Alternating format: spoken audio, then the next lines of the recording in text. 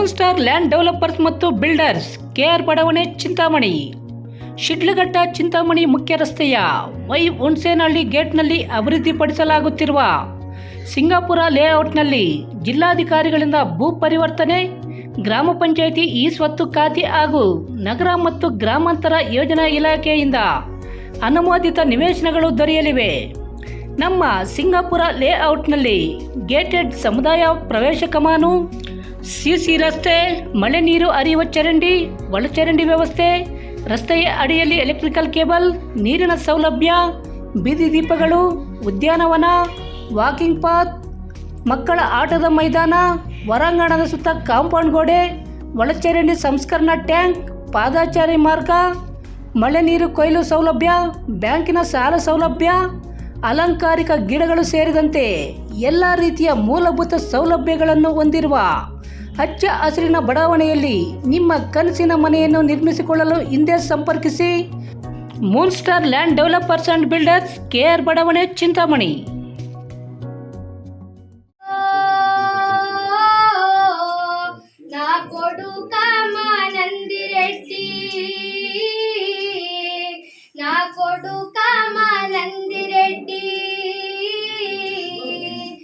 నున్నంగ తలదూవి నోకాయ ముడి వేసి సను వెంట గోతా ఉంటేరో నా కొడుక మానందిరెడ్డి నిన్ను కలకాటేరనుకుంటిరా, నిన్ను కలకాటేరనుకుంటిరా. అదిలాంటిది మందులు వేయర మానవుడా, నువ్వు మందులు వేయర మానవుడా. కులమే లేని జగతిని ఒకటి కట్టి బతకన సోదరుడా, నువ్వు కట్టి బతకన సోదరుడా, నువ్వు కట్టి బతకన సోదరుడా. ప్రతి పసిపిల్లకు పాలే ప్రాణం, ఏ కులమని నిన్నడగదురా, ఏ కులమని నిన్నడగదురా. ప్రాణం పోసే పాలకు లేని కులభేదము నీకెందుకురా, కులభేదము నీకెందుకురా, కులభేదము నీకెందుకురా. కులమే కుష్టి వ్యాధి లాంటిది, మందుల వేయర మానవుడా, మందుల వేయర మానవుడా. ಭಾರತಕ್ಕೆ ಸ್ವಾತಂತ್ರ್ಯ ಬಂದು 75 ವರ್ಷಗಳು ಕಳೆದರೂ ಇನ್ನೂ ನಮ್ಮ ದೇಶದಲ್ಲಿ ಅಸ್ಪೃಶ್ಯತೆ ತಾಂಡವವಾಡುತ್ತಿರುವುದು ಬೇಸರದ ಸಂಗತಿ ಎಂದು ಹೈಕೋರ್ಟ್ನ ನಿವೃತ್ತ ನ್ಯಾಯಮೂರ್ತಿ ಎಚ್ ಎನ್ ನಾಗಮೋಹನ್ ದಾಸ್ರವರು ಬೇಸರ ವ್ಯಕ್ತಪಡಿಸಿದರು. ಚಿಂತಾಮಣಿ ತಾಲೂಕು ಕುರುಟಳ್ಳಿ ಗ್ರಾಮದ ಪ್ರಗತಿಪರ ರೈತ ಚಿಮ್ನಳ್ಳಿ ರಾಧಾಕೃಷ್ಣರವರ ಮನೆಯಲ್ಲಿ ಅರಿವು ಭಾರತ ಕೋಲಾರ ನಮ್ಮ ನಡೆ ಅಸ್ಪೃಶ್ಯತೆ ಮುಕ್ತ ಭಾರತದಡಿಗೆ ವತಿಯಿಂದ ಹಮ್ಮಿಕೊಂಡಿದ್ದ ಸಮಾನತೆಗಾಗಿ ಸಹಭಾಗಿನ ಕಾರ್ಯಕ್ರಮಕ್ಕೆ ಹೈಕೋರ್ಟ್ನ ನಿವೃತ್ತ ನ್ಯಾಯಮೂರ್ತಿ ಎಚ್ ಎನ್ ನಾಗಮೋಹನ್ ದಾಸ್ರವರು ಚಾಲನೆ ನೀಡಿ ಮಾತನಾಡಿ, ಭಾರತ ದೇಶಕ್ಕೆ ಸ್ವಾತಂತ್ರ್ಯ ಬಂದು 75 ವರ್ಷಗಳು ಕಳೆದರೂ ಇನ್ನೂ ದೇಶದಲ್ಲಿ ಅಸ್ಪೃಶ್ಯತೆ ನಿವಾರಣೆ ಆಗಿಲ್ಲ. ಇದಕ್ಕೆ ಕಾರಣ ಶಿಕ್ಷಣದ ಕೊರತೆ, ಜಾತಿ ವ್ಯವಸ್ಥೆ, ಜಾತಿ ಅಸಮಾನತೆ ಹಾಗೂ ಅಸ್ಪೃಶ್ಯತೆ ಎಂಬುದು ಸಮಾಜದಲ್ಲಿ ಒಂದು ದೊಡ್ಡ ಪಿಡುಗಾಗಿದ್ದು, ಈ ವ್ಯವಸ್ಥೆಗಳನ್ನು ಡಾಕ್ಟರ್ BR ಅಂಬೇಡ್ಕರ್ ಅವರು ನೇರವಾಗಿ ಅನುಭವಿಸಿದ್ದಲ್ಲದೆ ಆಳವಾಗಿ ಅಧ್ಯಯನ ಮಾಡಿ ಸಂವಿಧಾನವನ್ನು ರಚನೆ ಮಾಡುವುದರ ಮೂಲಕ ಅಸ್ಪೃಶ್ಯತೆ ನಿವಾರಣೆಗೆ ಮುಂದಾಗಿದ್ದರು. ಮನುಷ್ಯನಲ್ಲಿ ಪ್ರೀತಿ ಪ್ರೇಮ ಹುಟ್ಟಿದಾಗ ಎಲ್ಲರನ್ನೂ ಸಮಾನತೆಯಿಂದ ಕಾಣಲು ಸಾಧ್ಯವಾಗುತ್ತೆ. ಅಂತರ್ಜಾತಿ ವಿವಾಹಗಳಾಗಬೇಕು, ಎಲ್ಲರೂ ಒಂದೆಡೆ ಕುಳಿತು ಸಹಪಂಕ್ತಿ ಭೋಜನ ಮಾಡಬೇಕು, ಆಗ ಅಸ್ಪೃಶ್ಯತೆ ನಿವಾರಣೆಗೆ ದಾರಿ ತೊರೆಯುತ್ತದೆ ಎಂದ ಅವರು, ಕುರುಟಳ್ಳಿ ರಾಧಾಕೃಷ್ಣರವರು ಅಸ್ಪೃಶ್ಯತೆ ನಿವಾರಣೆಗಾಗಿ ಸಹಪಂಕ್ತಿ ಭೋಜನ ಕೂಟವನ್ನು ಹಮ್ಮಿಕೊಂಡಿರುವುದು ಶ್ಲಾಘನೀಯವೆಂದ ಅವರು, ರಾಜ್ಯ, ಜಿಲ್ಲೆ, ತಾಲೂಕುಗಳಲ್ಲಿ ಇಂಥ ಕಾರ್ಯಕ್ರಮಗಳು ಹೆಚ್ಚಾಗಿ ನಡೆದರೆ ಅಸ್ಪೃಶ್ಯತೆ ನಿವಾರಣೆ ಮಾಡಲು ಸಾಧ್ಯವೆಂದರು. ಕಾರ್ಯಕ್ರಮವನ್ನುದ್ದೇಶಿಸಿ ಕರ್ನಾಟಕ ಜಾನಪದ ಅಕಾಡೆಮಿ ಅಧ್ಯಕ್ಷ ಗೊಲ್ಲಳ್ಳಿ ಶಿವಪ್ರಸಾದ್, ಶಾಶ್ವತ ನೀರಾವರಿ ಹೋರಾಟ ಸಮಿತಿಯ ಅಧ್ಯಕ್ಷ ಆಂಜನೇಯರೆಡ್ಡಿ ಮತ್ತಿತರರು ಮಾತನಾಡಿ, ದೇಶದಲ್ಲಿ ಇನ್ನೂ ತಾಂಡವವಾಡುತ್ತಿರುವ ಅಸ್ಪೃಶ್ಯತೆ ನಿವಾರಣೆ ಮಾಡಲು ಪ್ರತಿಯೊಂದು ಗ್ರಾಮದಲ್ಲಿಯೂ ಸಮಾನತೆಗಾಗಿ ಸಹಪಂಕ್ತಿ ಭೋಜನ ಕೂಟಗಳು ನಡೆದಾಗ ಮಾತ್ರ ಸಾಧ್ಯವೆಂದರು. ಇನ್ನು ಕಾರ್ಯಕ್ರಮದಲ್ಲಿ ಅರಿವು ಭಾರತದಿಂದ ಕುರುಟಳ್ಳಿ ರಾಧಾಕೃಷ್ಣರವರಿಗೆ ಗ್ರಾಮರತ್ನ ಪುರಸ್ಕಾರ ನೀಡಿ ಆತ್ಮೀಯವಾಗಿ ಸನ್ಮಾನಿಸಿ ಅಭಿನಂದಿಸಲಾಯಿತು. ಈ ಸಂದರ್ಭದಲ್ಲಿ ಅರಿವು ಭಾರತದ ಡಾಕ್ಟರ್ ಶಿವಪ್ಪ ಅರಿವು, ಪಂಡಿತ್ ಮುನಿವೆಂಕಟಪ್ಪ, ವಿಜಯಕುಮಾರ್, ಪ್ರಕಾಶಕ ರಾಜಶೇಖರ್, ಆರ್ ರಾಮಣ್ಣ, ಅಬ್ಣಿ ಶಿವಪ್ಪ, ಡಾಕ್ಟರ್ ಪಾಪರೆಡ್ಡಿ, ಜಾನಪದ ಕಲಾವಿದ ಮುನ್ರೆಡ್ಡಿ, ಪ್ರಗತಿಪರ ರೈತ ನಾಗನಾಳ ಮಂಜು, ಹಾಡುಗಾರ್ತಿ ಮಂಜುಳಾ ಸೇರಿದಂತೆ ಮತ್ತಿತರರು ಉಪಸ್ಥಿತರಿದ್ದರು.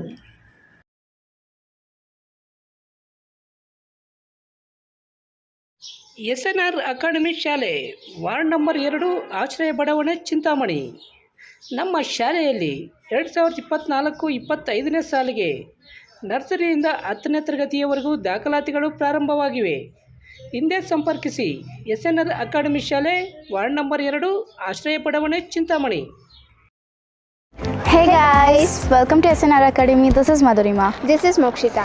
And we'll be your two guys for today. So let's move on. Welcome to SNRA. Imagine a school that can educate you from all the levels, preschool all the way to the senior high school. The preschool department is committed to provide a happy and stimulating environment for students for holistic development. Education is not the preparation of life. Education itself is the life. Here SNRA, we started in the year in 2017. Our main motto is to give the world-class education the rural area, the suburban area like our Chintamani. Here at SNRA, we are following the Finland-based education system. So Finland-based education system is considered to be as the world best education system. It is activity-based. The children are taught on the activities along their curricular. The teachers also trained with the activities and they are child friendly.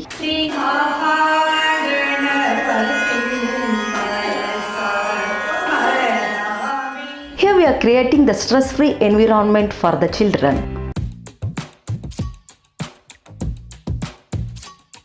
We are following this education along with the co-curricular activities like karate, dance, yoga and skatings and classical dance also. 25 ವರ್ಷ lawyer ಕೆಲಸ ಮಾಡಿದೆ. 10 ವರ್ಷ ಕರ್ನಾಟಕ ಹೈಕೋರ್ಟ್ನಲ್ಲಿ ನ್ಯಾಯಮೂರ್ತಿಯಾಗಿ ಕೆಲಸ ಮಾಡಿದೆ. ಆಮೇಲೆ supreme ಕೋರ್ಟ್ನಲ್ಲಿ ಕೆಲಸ. ನಮ್ಗೆ ಊಟದ ಸಮಯ 2ರಿಂದ 3. ಅದು ಬಹಳ ಇಂಪಾರ್ಟೆಂಟ್ ನಮಗೆ. ಅವಾಗ ಯಾರಾದ್ರೂ ಬಂದು ಆರ್ಗ್ಯುಮೆಂಟ್ ಮಾಡ್ತೀನಿ ಅಂತಂದ್ರೆ ಒಬ್ಬೊಬ್ಬರು ಹಂಗ್ರಿ ಸ್ಟಮಕ್ಸ್ ಆರ್ ಆಂಗ್ರಿ ಸ್ಟಮಕ್ಸ್, ಹಸಿದು ಹೊಟ್ಟೆಗಳ ಜೊತೆ ಜಾಸ್ತಿ ಹೊತ್ತು ಮಾತಾಡ್ತೀನಿ. ಸ್ನೇಹಿತರೆ, ಬೆಳಿಗ್ಗೆ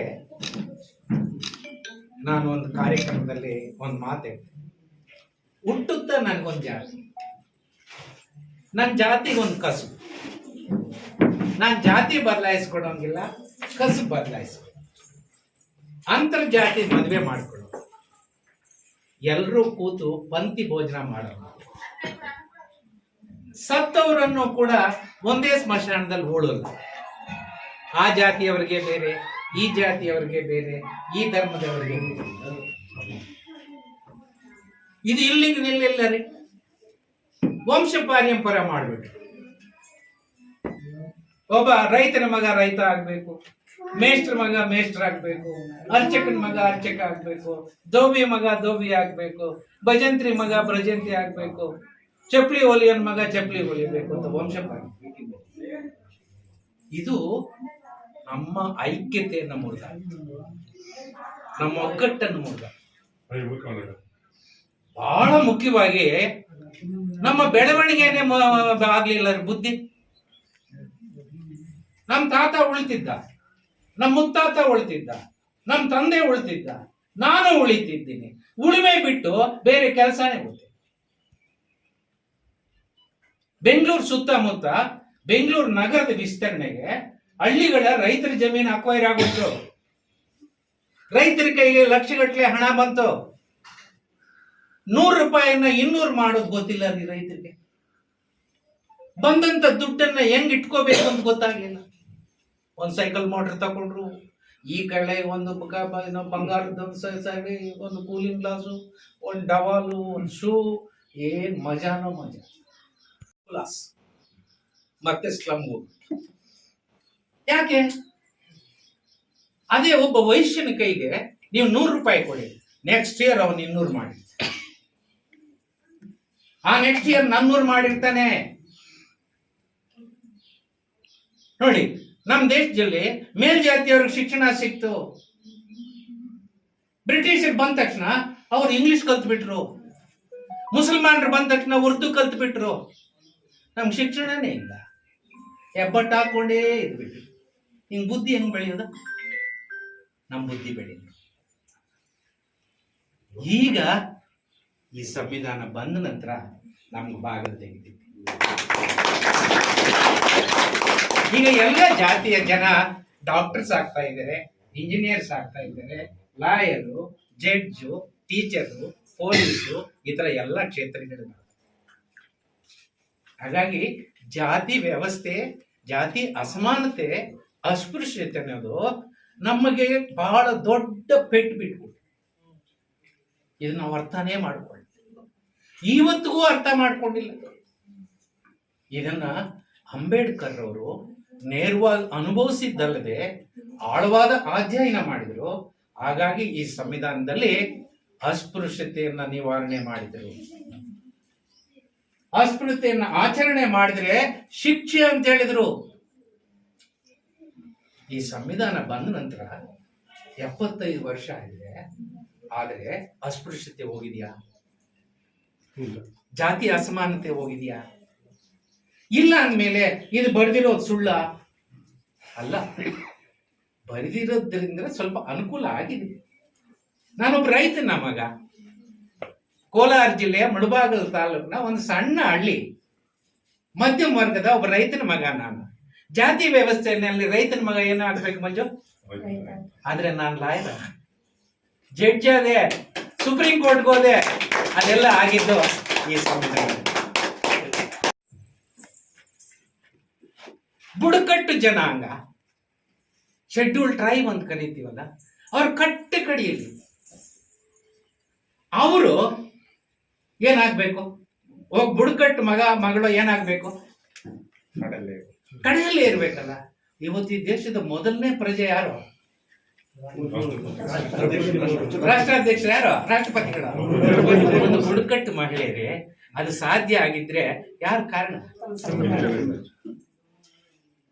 ನಮ್ ಜಾತಿಯ ವ್ಯವಸ್ಥೆಯಲ್ಲಿ ಗಾಣಿಗರ ಕೆಲಸ ಏನು? ಎಣ್ಣೆ ಮತ್ತೆ ಒಂದ್ ಮಗ ಏನಾಗ್ಬೇಕು?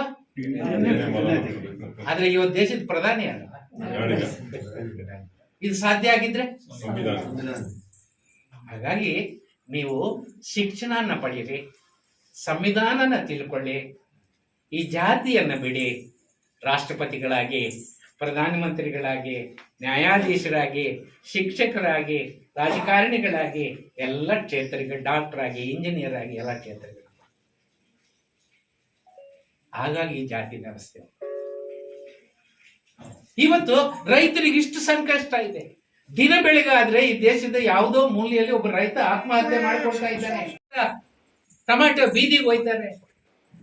ಮಂಡ್ಯದಲ್ಲಿ ಕಬ್ಬನ್ನು ಕಡಿಯೋದೇ ಇಲ್ಲ, ಕೂನೂರಿನಲ್ಲಿ ಟೀಯನ್ನ ಬಿಡಿಸೋದೇ ಇಲ್ಲ, ರಾಯಚೂರಿನಲ್ಲಿ ಹತ್ತಿಯನ್ನು ಕೀಳೋದೇ ಇಲ್ಲ, ಗುಲ್ಬರ್ಗಾದಲ್ಲಿ ತೊಗರಿಯನ್ನ ಹಂಗೆ ಬಿಟ್ಬಿಡ್ತಾ ಇದ್ರು. ಯಾಕಿದು? ಪ್ರಶ್ನೆ ಮಾಡೋದಿಲ್ಲ, ಹೋರಾಟ ಮಾಡೋದಿಲ್ಲ. ಯಾಕಂದ್ರೆ ನಾವು ರೈತರು ಒಗ್ಗಟ್ಟಾಗಿಲ್ಲ. ಜಾತಿಗೆ ಹೆಚ್ಚು ಒತ್ತು ಕೊಟ್ವೆ ಹೊರತು ನಾವು ಇಡೀ ವರ್ಗದ ಹೋರಾಟಕ್ಕೆ ಒತ್ತು. ಹಾಗಾಗಿ ನಮ್ಮಲ್ಲಿ ಜಾತಿ ಈ ಜಾತಿ ಹೋಗ್ಬೇಕು ಅಂತ ಸಂವಿಧಾನದಲ್ಲಿ, ಇತರೆ ಕಾನೂನುಗಳಲ್ಲಿ ಹಲವಾರು ಅಂಶಗಳನ್ನು ತಂದಿದ್ದಾರೆ.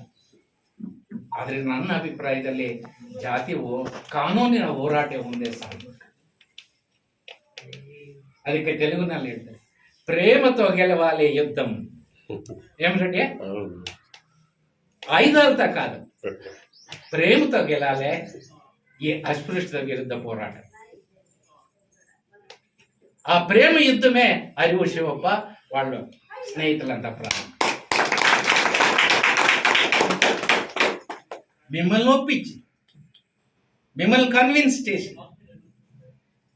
మీ ఇంట్లో ఒక పూట భోజనం పెట్టయ్యా, 2 ಮೆతుకులు పెట్టయ్ಯಾ, ఒక ಟೀ ಇವಯ್ಯ ಅಂತೇಳಿ ನಿಮ್ಮನ್ನು ಒಪ್ಪಿಸಿ ನಿಮ್ಮ ಮನೆಗೆ ಎಲ್ಲರನ್ನೂ ಕರೆಸಿ ಒಂದು ಕಾರ್ಯಕ್ರಮ ಮಾಡ್ತಾರಲ್ಲ, ಅದು ಗ್ರೇಟ್. ಇವತ್ತು ಬೇಕಾಗಿರೋದು ప్రేమ యుద్ధం, ప్రేమ సంఘర్షణ. నేను పొద్దున్నే కూడా ఒక ఫంక్షన్లో చెప్తా ఉంటే, ప్రేమ అనే దానికి ఎంత శక్తి ఉంది అంటే చేదుని తీపి చేస్తుందంట, ఒనిగర్ని వైన్ చేస్తుందంట, ఇత్తిలి తట్ని బంగారం తట్ని చేస్తుందంట, ఒక రాజును కూడా గులాములుగా చేసుకుంటుంది. ప్రీతితో గెలవాలి ఈ సమాజం, ప్రీతితో ఈ అస్పృశ్యత నివారణ యుద్ధం మనం చేయాలి. అట్లా ఒక మంచి పని చేస్తా ఉండే అరువు శివప్ప ఈ తండానికి అందరికి మీరందరూ దాంట్లో భాగదారులు, మీకు అందరికీ నాకు అవుతారు. వాళ్ళు 1000 మంది ఉండారయ్యా, ఈయనే వాళ్ళు ఎవరు ఉండారయ్యా? ఈటే కూడా దాన్ని అనుష్ఠానం చేసేవాళ్ళు ఎవరు ఉండారయ్యా? ఇవ్వద్దు. ఈ కార్యక్రమమే కాదు, తలతలాలుగా అనేక సంవత్సరాలుగా రాధాకృష్ణ వాళ్ళ కుటుంబము ఈ ఊర్లోన, ఈ ప్రదేశంలోన వాళ్ళ సహోదరులు, వాళ్ళ తండ్రి, ఇడీ కుటుంబము ఆ పని చేసుకుంటూ వచ్చి దాని గతికి ఈ పొద్దు అరువు శివప్ప ఈ స్నేహితులు బడగ మేముంది, వాళ్ళు ఆహ్వానాన్ని మన్నించి మా ఇంటికి రాండయ్యా, మా ఇంట్లో ఒక ముద్ద సార తినిపోండయ్యా, మా ఇంట్లో 4 మెతుకులు తినుకొని అంత పిలిచినాడు కదా, ఆయనకి మనం అందరూ దాన్ని ఈ మనస్సు, ఈ ప్రదేశము, ఈ జిల్లా, ఈ రాజ్యము, ఈ దేశంలో అందరూ కుటుంబాల్లోనే ఇది వస్తే ఎంత మంచి దేశాన్ని కట్టచ్చు, ఎంత మంచి సమాజాన్ని కట్టచ్చు. మనం అందరూ అన్నదమ్ములుగా ఎంత సంతోషంగా బతకచ్చు. మనం యావ భేదభావాలు లేకుండా అందరూ కూడా సుఖ దుఃఖాల్లో బాగి మనం నెమ్మదిగా జీవనం చేయొచ్చు కదయ్యా. అట్లా పెద్ద మనసు చేసింది రాధాకృష్ణ గారికి నేను ఏమి ఇవ్వగలను? నేను రాసిండే ఒక పుస్తకం తప్ప ఆయనకి నేను ఇంకేమి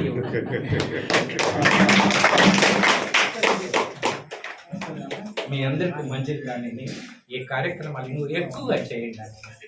మనం చేసే కాకుండా కూడా చేసే ఇట్లా అనివర్సరీ మనం సహాయం ఇస్తాం.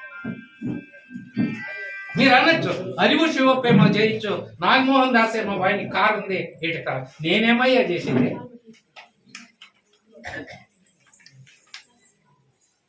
నాకు ఒక సన్న కథ జ్ఞాపకం వస్తుంది.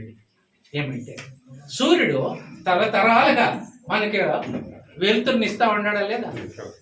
ఎన్ని సంవత్సరాలుగా ఇస్తా ఉన్నాడు చెప్పండి? లెక్కలేదు. ఈ జగత్తు పుట్టినప్పటి ఇంకా ఇస్తాం. ఒకనాడు ఇట్లా ఒక ఊరు సమాజంలో ఉండే అన్ని జీవరాశుల్ని పిలిచి ఒక మీటింగ్ చేస్తాడు ఆయన. ఎవరు? సూర్యుడు. చూడయ్యా, మేము 3 దినాలు రజా కావాలి, నాకు మీరు ఎవరన్నా చూసుకోండి. నీ ఎట్లా నా ఎట్లా వాళ్ళంతా సూర్యునికి మేము పర్యాయం అయ్యేదైతుందా? ఆయన ఇచ్చే వెళతను మేము ఇచ్చేకైతుందా? మనుషులు అందరూ సేరే మానింకయ్యలే. ఆ సభలో ఈ మెనుకు పోచుంటుంది చూడండి, ಮೆಂಚುಳ ಅದು ಎದ್ದು ಬಂತಂತೆ. ಅದು ಎದ್ದು ಬಂದು ನಾನಿರೋದಿಷ್ಟೇ, ನನ್ನ ಕೈಯಲ್ಲಾಗೋದು ಬೆಳಕಿಷ್ಟೇ, ಅದು ಒಂದು ಕ್ಷಣ ಮಾತ್ರ. ನನ್ನ ಕೈಯಲ್ಲಾದ ಬೆಳಕು ನಾನು ಕೊಡ್ತೀನಿ, ನನ್ನ ಬಳಗನೆಲ್ಲ ನಾನು ಒಪ್ಪಿಸ್ತೀನಿ. ನಮ್ಮ ಬಳಗ ಎಲ್ಲ ನಮ್ಮ ಕೈಯಲ್ಲಾದ ಬೆಳಕನ್ನು ನಾವು ಕೊಡ್ತೀವಿ. ಅದೇ ರೀತಿ ಈ ಜನರೆಲ್ಲ ನಿಮ್ ಕೈಯಲ್ಲಾದ ಬೆಳಕನ್ನು ಕೊಟ್ರೆ ಇನ್ 3 ದಿವಸ ಅಲ್ಲ 3 ತಿಂಗಳ ಹೋಗ್ತಾರೆ. మనం సూర్యుడు అయ్యేది వద్దయ్యా, మినుపులుగా అయితే సార్ అంత ఎల్లతనం మనం ఇచ్చే ఈ జగత్ ఎంతో. ఆ పని ఇప్పుడు రాధాకృష్ణ గారు చేసినారు. నేను వాళ్ళ ఇంటికి వచ్చింది నాకు మంజునాథ్ అంటే ఆయన పాదస్పర్శం మాకు పుణ్యమే కాదు. మీ ఎట్లా వాళ్ళ ఇంటికి నేను వస్తే కదా నేను ಧನ್ಯನೇ. ಸಮಾನತೆ, ಭ್ರಾತೃತ್ವ ಇದು ಬಹಳಷ್ಟು ಮೂಲ ಆಶಯಗಳು. ಅಂತ ಆಶಯಗಳನ್ನು ನಾವು ಇನ್ನೂ 75 ವರ್ಷ ಆದ್ರೂ ಇನ್ನೂ ಪಾಲಿಸಲಿಕ್ಕೆ ಇನ್ನೂ ಹಿಂದು ಮುಂದೆ ನೋಡ್ತಿದ್ದೀವಿ ಅಂದರೆ ನಮ್ಮ ಭೌತಿಕ ಮಟ್ಟ, ನಾವು ಓದಿದಂಥ ವಿದ್ಯೆ ಇರ್ಬೋದು, ನಾವು ಕಲಿತಿರ್ತಕ್ಕಂಥ ಹಲವಾರು ದಾರ್ಶನಿಕರನ್ನ ನೋಡಿ ಕಲಿತಾ ಇರ್ತಕ್ಕಂಥ ಆದರ್ಶಗಳಿರ್ಬೋದು, ಇವು ಇನ್ನೂ ಎಲ್ಲಿ ಕೆಲಸ ಮಾಡ್ತಿದ್ದಾವೆ ಅನ್ನುವಂಥದ್ದು ಇವತ್ತು ನಾವೆಲ್ಲ ಯೋಚನೆ ಮಾಡಬೇಕಾಗಿರ್ತಕ್ಕಂಥದ್ದು. ಇವತ್ತು ನನಗೆ ಸಮಾಜ ಯಾವ ಸ್ಥಿತಿಯಲ್ಲಿದೆ, ಆಮೇಲೆ ಇದಕ್ಕೆ ಕಾರಣಗಳೇನು ಅಂತಕ್ಕಂಥದ್ದನ್ನ ಕೆದಕ್ತಾ ಹೋದಾಗ ಮಾತ್ರ ಸತ್ಯದ ದರ್ಶನ ಆಗ್ಲಿಕ್ಕೆ ಸಾಧ್ಯ ಆಗುತ್ತೆ. ಇದೇ ಪ್ರಯತ್ನದಲ್ಲೇನೆ ಬಸವಾದಿಗಳು, ವಚನಕಾರರು, ಕೈವಾರ ತಾತಯ್ಯನವರು, ನಮ್ಮ ಪೆರಿಯಾರವರು, ಹೀಗೆ ಒಂದು ದೊಡ್ಡ ಪರಂಪರೆ ಇದೆ. ಸಮ ಸಮಾಜದ ಕನಸನ್ನು ಕಂಡಂಥದ್ದು ದೊಡ್ಡ ಪರಂಪರೆ. ಅಂತಹ ಪರಂಪರೆಯ ಒಂದು ಸ್ಫೂರ್ತಿಯನ್ನು ಪಡ್ಕೊಂಡು ಏನು ಪ್ರತಿ ಹಳ್ಳಿಯಲ್ಲೂ ಕೂಡ ಅಸ್ಪೃಶ್ಯತೆ ಮುಕ್ತವಾದಂಥ ಮನೆಗಳನ್ನ ಅಥವಾ ಜಾತಿ ಇಲ್ಲದ ಒಂದು ಜಗತ್ತನ್ನ ನಿರ್ಮಾಣ ಮಾಡಿ ಹೋಗಿರ್ತಕ್ಕಂಥದ್ದು ಸಣ್ಣ ವಿಚಾರ ಅಲ್ಲ. ಅದೆಲ್ಲರೂ ಕೂಡ ಶ್ಲಾಘಿಸಬೇಕಾಗಿರ್ತಕ್ಕಂಥದ್ದು. ಸಂಗಮಂ ಮಹಿಳಾ ವಿವಿಧೋದ್ದೇಶ ಮಿತವ್ಯಯ ಮತ್ತು ಸಾಲ ಸಹಕಾರ ಸಂಘ. ಸಂಗಮಂ ಭಾರತ ಸರ್ಕಾರದ ಸಹಕಾರಿ ಇಲಾಖೆಯಿಂದ ಅನುಮೋದನೆಯನ್ನ ಪಡೆಯಲಾಗಿದೆ. 20 ವರ್ಷಗಳಿಂದ ಯಶಸ್ವಿಯುತವಾಗಿ ಕಾರ್ಯನಿರ್ವಹಿಸುತ್ತಿದೆ. ನಮ್ಮಲ್ಲಿರುವ ಸೇವೆಗಳು savings bank account, pigmy account, RD account ಹಾಗೂ ಎಫ್ಡಿ ಫಿಕ್ಸ್ಡ್ ಡಿಪಾಸಿಟ್ ಅಕೌಂಟ್. ಈ ಉಳಿತಾಯ ಖಾತೆಗಳ ಗ್ರಾಹಕರಿಗೆ IMPS service, RTGS, NEFT, mobile banking, internet banking, ATM service ಹಾಗೂ ಅತಿ ಹೆಚ್ಚಿನ ಬಡ್ಡಿ ದರವನ್ನು ನೀಡಲಾಗುವುದು. ಅದೇ ರೀತಿ ನಮ್ಮಲ್ಲಿರುವಂತಹ ವಿಶೇಷ ರೀತಿಯ ಸಾಲ ಸೌಲಭ್ಯಗಳು instantly loan, business loan, group loan ಹಾಗೂ ಪರ್ಸನಲ್ ಲೋನ್. ಸಂಗಮಂ ಅತ್ಯಂತ ಕಡಿಮೆ ಬಡ್ಡಿ ದರದಲ್ಲಿ ಸಾಲ ಸೌಲಭ್ಯಗಳನ್ನು ಒದಗಿಸುತ್ತಿದೆ. ಈ ಬ್ರಾಂಚ್ ಕೆಎಸ್ಆರ್ಟಿಸಿ ಬಸ್ ಸ್ಟ್ಯಾಂಡ್ ಹತ್ತಿರ, first floor, Channakeshava deluxe lodge, Chintamani. ಹೆಚ್ಚಿನ ಮಾಹಿತಿಗಾಗಿ ಸಂಪರ್ಕಿಸಿ 8951299950.